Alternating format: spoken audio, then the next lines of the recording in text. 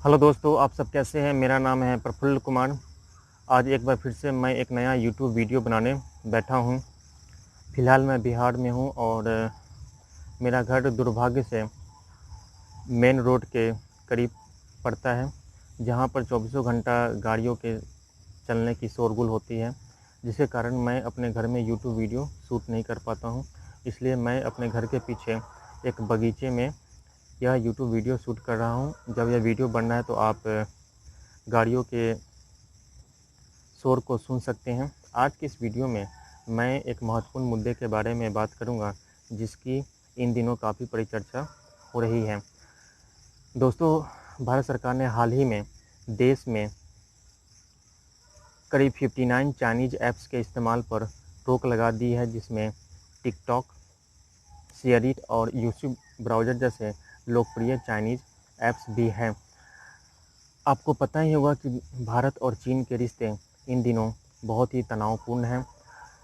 LOC पर चीनी सेना ने गुंडागर्दी दिखाते हुए करीब 20 भारतीय सैनिकों को शहीद कर दिया और भारत की जवाबी कार्रवाई में करीब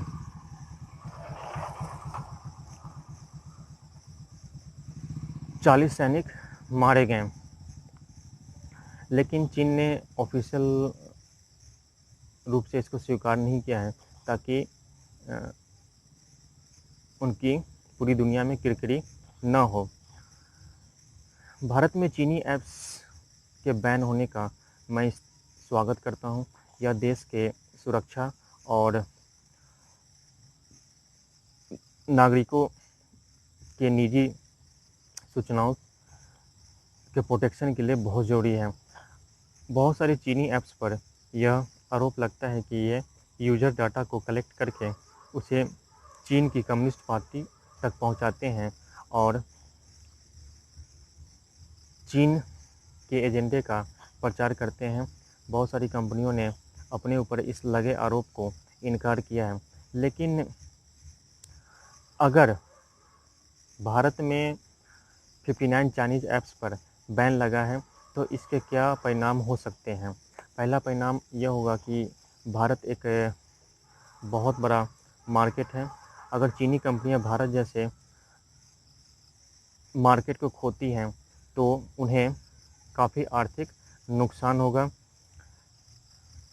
चीनी कंपनियां जो ग्लोबल लेवल पर अमेरिकन कंपनीज़ को चुनौती पेश कर रही है, अब उन्हें काफ़ी दिक्कत हो सकती है, क्योंकि हमें ऐसा खबर मिल रहा है कि दुनिया के बहुत सारे देश भारत से प्रेरणा लेकर चीनी ऐप्स और चाइनीज़ कंपनी को बायकॉट करने की मुहिम चलाएंगे, उसे अपने देश में बैन करेंगे।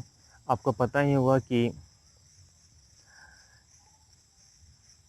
विवादित चाइनीज़ टेलीकॉम कंपनी हुआवे की एक महिला ऑफिसर को कनाडा में अरेस्ट किया गया है। उनके ऊपर अमेरिका प्रत्यर्पित प्रत्यर्पित करने का मुकदमा चल रहा है। उनके ऊपर यह आरोप है कि उन्होंने अमेरिकी प्रतिबंध के बावजूद ईरान को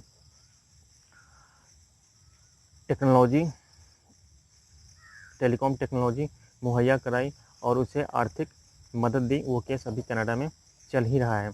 सवाल यह है कि अगर भारत चीनी कंपनियों पर प्रतिबंध लगाता है तो इससे चीन और वहाँ की कंपनियों का क्या नुकसान हो सकता है और भारत का क्या फ़ायदा होगा।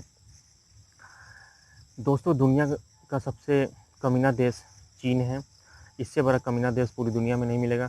चीन ये चाहता है कि पूरी दुनिया के लोग उसके आर्थिक गुलाम बन जाएं और केवल मेड इन चाइना प्रोडक्ट्स का ही इस्तेमाल करें। लेकिन चीन आर्थिक महाशक्ति बने तो कोई दिक्कत नहीं है, लेकिन जैसे जैसे यह देश शक्तिशाली होते जा रहा है, वैसे वैसे पूरी दुनिया के लिए समस्या खड़ा कर रहा है। भारतीय सेना के साथ इसका झड़प यह बतलाता है कि यह देश भारत से प्यार नहीं करता, यहाँ से मिलने वाले पैसों से इसे प्यार है। अगर भारत ने चीनी ऐप्स पर प्रतिबंध लगाया है तो इन कंपनियों को भारत से मिलने वाला फ़ायदा बंद हो जाएगा। हो सकता है कि इन कंपनियों के भारत में बंद होने से इन कंपनियों में काम कर रहे कुछ भारतीय लोग बेरोजगार हो जाएं और उन्हें आर्थिक परेशानियों का सामना करना पड़े, लेकिन देश हित में ये ज़रूरी है। भारत सरकार को चाहिए कि जिन जिन चाइनीज़ कंपनियों को वो भारत में बैन कर रहे हैं, अगर उन कंपनी में भारतीय लोग काम करते हैं तो उनके रोज़गार की वैकल्पिक व्यवस्था की जाए। भारत द्वारा बैन किए गए चाइनीज़ ऐप्स को अब पूरी दुनिया में संदिग्ध नज़रों से देखा जा सकता है।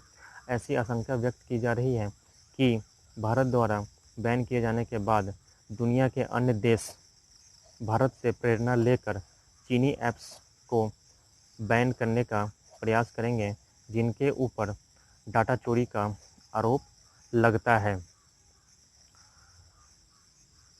दोस्तों, चीन दुनिया की एक आर्थिक महाशक्ति है, इस राय में कोई विवाद नहीं है। चीन की अर्थव्यवस्था भारतीय अर्थव्यवस्था से 5 गुना ज़्यादा बड़ी है। इस देश का करेंसी फॉरेन करेंसी रिज़र्व बहुत बड़ा है और यह देश पूरी दुनिया का इकोनॉमिक हब माना जाता है। लेकिन कोरोना वायरस के मसले पर जैसे जैसे चीन का पूरी दुनिया के साथ टकराव बढ़ रहा है, वैसे वैसे पूरी दुनिया के देश चीन के खिलाफ होते जा रहे हैं और चीन के लिए बहुत सारे फ्रंट पर मोर्चा खोलना सही नहीं रहेगा।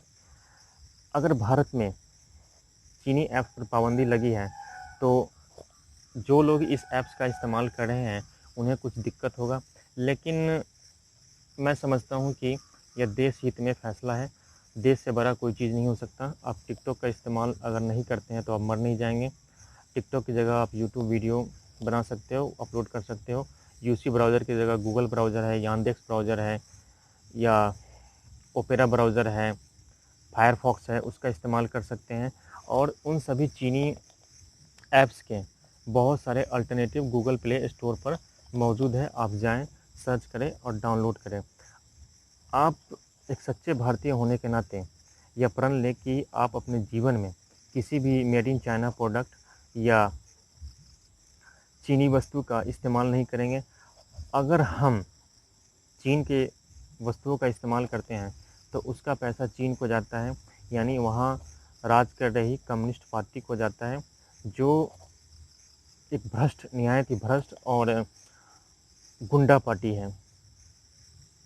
चीन जैसे बड़े देश पर कम्युनिस्ट पार्टी ने कब्जा जमा रखा है और यह एक गुंडा तंत्र है जो यह चाहता है कि चीन के आसपास जो भी देश है उनकी ज़मीन को हड़पा जाए और पूरी दुनिया में एक आर्थिक महाशक्ति बनकर अपना राज कायम किया जा सके। ऐसा तो अब होने वाला नहीं।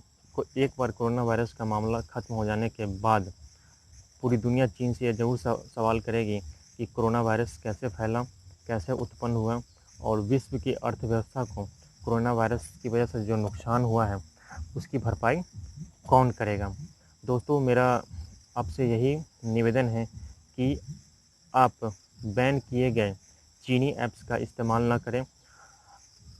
मैं एक आईटी पर्सन हूं और आपको बता सकता हूं कि गूगल प्ले स्टोर और एप्पल स्टोर से बैन किए जाने के बावजूद भी ऐसे बहुत सारे अल्टरनेटिव सोर्सेज है जहां से इन ऐप्स को डाउनलोड किया जा सकता है।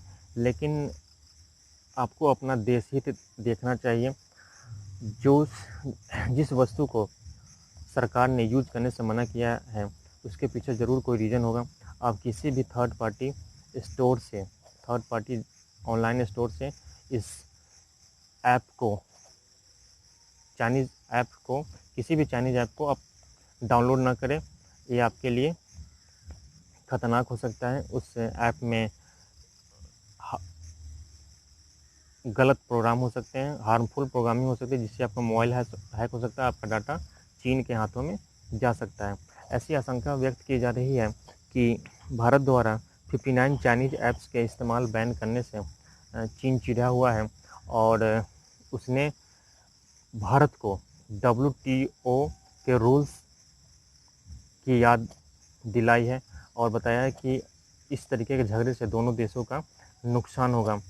ठीक है, चीन के साथ झगड़े में हमारा नुकसान होगा, लेकिन चीन जो हमारा नुकसान करता है उसका जवाब ज़रूर मिलेगा। चीन को यह समझना चाहिए कि भारत अब 1962 वाला कमज़ोर भारत नहीं है, यह ताकतवर भारत है और इससे टकराना अपने विनाश को आमंत्रण देने जैसा है।